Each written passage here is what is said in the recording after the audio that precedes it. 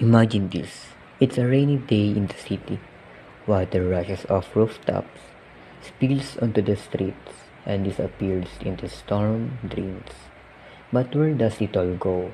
And how do we ensure it doesn't overwhelm our systems, flood neighborhoods, or damage waterways? This is the challenge of urbanization. Cities cover the ground with impervious surfaces, roads, sidewalks, and parking lots that disrupt natural water flow. Traditional methods to map and manage watersheds rely on terrain data alone, ignoring critical man-made structures like stormwater pipes. The result? Inaccurate boundaries, poor planning, and water management systems that struggle to keep up. The case study tackles this head-on. They rethinking watershed delineation by combining natural terrain data with urban infrastructure, and they tested this approach in one of Ontario's most urbanized watersheds, Mimico Creek in Toronto. Let's explore how we can better manage urban water flow, one watershed at a time.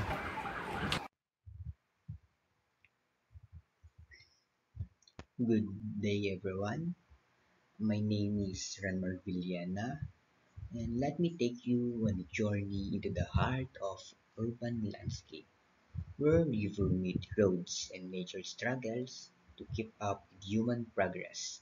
Today, we'll explore the fascinating case of Mimico Creek watershed in Toronto and what it can teach us between the delicate balance between urbanization and the environment and about ourselves as genetic engineers. Urbanization is like a double-edged sword. On one side, it represents growth, innovation, and opportunity. On the other, it disrupts natural systems, creating challenges we often fail to see until it's too late. One such challenge is accurately mapping watersheds in cities. Traditional tools like digital elevation models were designed for natural landscape, but cities aren't natural. They're complex layered systems. These studies set out to bridge the gap by creating a better way to map watersheds in urban areas. Our story takes place in the Mimico Creek watershed in Toronto, stretching 74 square kilometers. It's one of Ontario's most urbanized watersheds, 98% developed. Imagine a landscape where almost every inch is covered by buildings, roads, and parking lots. Stormwater has nowhere to go but into sewers and rivers, often overwhelming both. This area faces serious flooding issues, and traditional methods of managing water just aren't cutting it. That's why Mimico Creek is the perfect case study.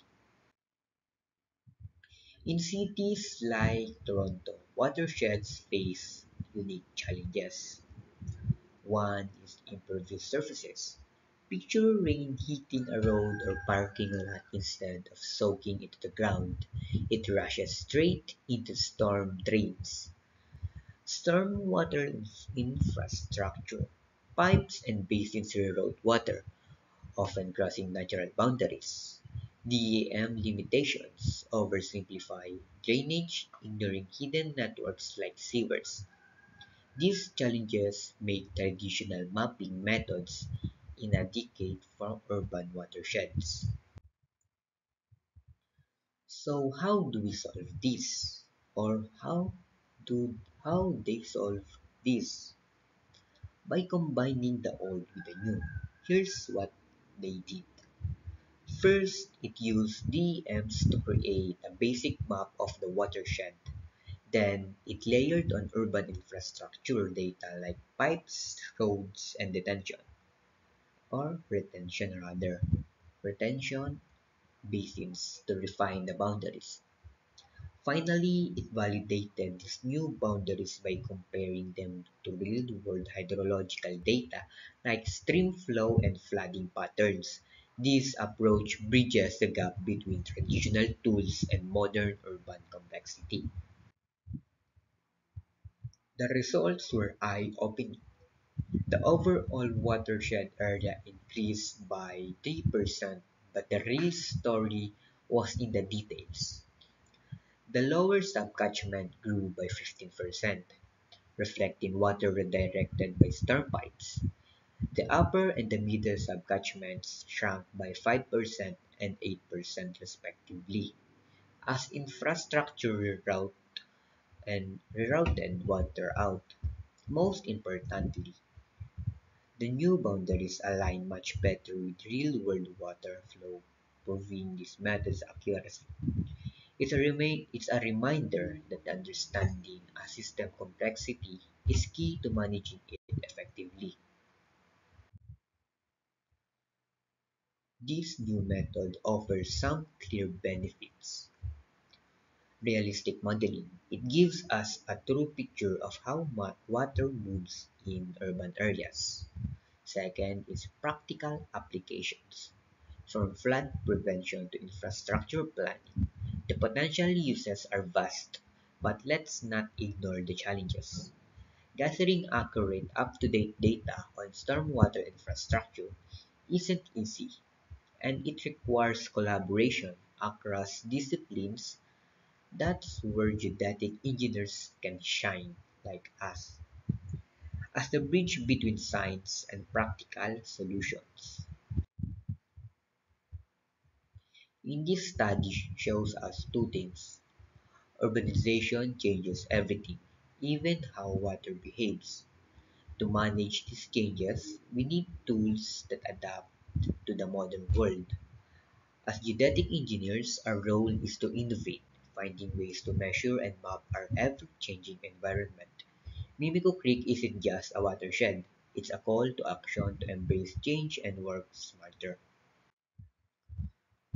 Before we wrap up, let's acknowledge the incredible team behind this study, from the University of Toronto to local municipalities and national research programs. This project is a testament of the power of collaboration. It's proof that when they work together, they can tackle even the most complex challenges. For the life lesson, this case study remind me of something profound. As genetic engineer student, we often focus on precision and measurements. But what about purpose? What about the purpose?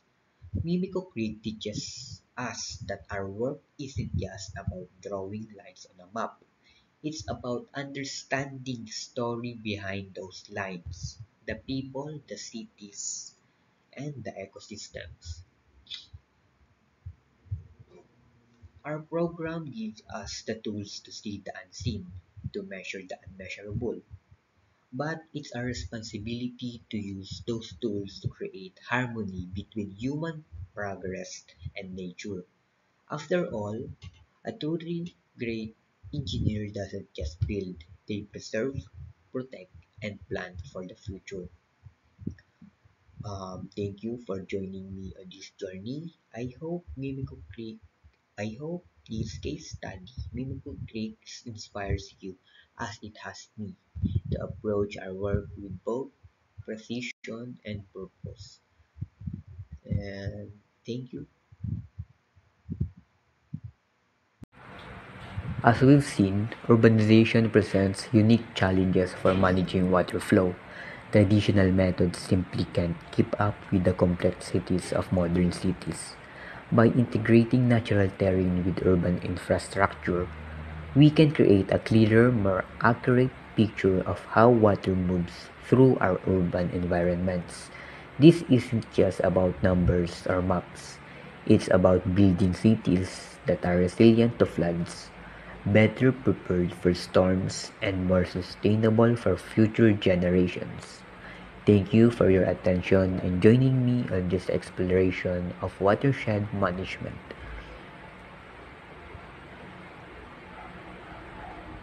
Together, we can find better solutions for our urban water challenges.